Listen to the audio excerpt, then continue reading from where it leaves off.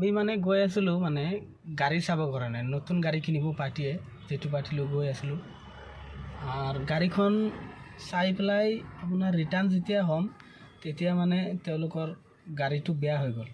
তেওঁলোকৰ নিজৰ পাৰ্চনেল গাড়ী, মোৰ গাড়ী নহয়। সেইখন গাড়ী মানে শ্ব'ৰুমত সোমালোঁ, তেওঁলোকে কৈছে যে আপোনাৰ এইটো ইঞ্জিনৰ বহুত কাম আছে, আপোনাৰ হেড ছেট এইবিলাক কিবা কিবি মানে শুনাইছে আৰু সলাব লাগিব এইবিলাক। গাড়ীখন থৈ আহিছিলোঁ, আজি গৈ আছোঁ আমি যাব মানে গাড়ীটো ৰিচিভ কৰিবৰ কাৰণে। তাহলে আমাৰ মেনেজাৰ বহি আছে, হিচাপ বেগ মেনেজাৰৰ গাড়ীটো মেনেজাৰ বহি আছে মোৰ মোটৰছত সোমাই গ'লোঁ। আৰ এইখন আমাৰ গাড়ী মানে এইটো ওয়াগনাৰ গাড়ীখন। এইটো মালিকে কুকুৰটো খোজুৱাই আছে, দেখা পাইছে ন, যাই আছোঁ। গাড়ীটো ৰিচিভ কৰি আছে এডভাইজাৰে। বাকী কি কি কাম ওলাই দেখা যাব।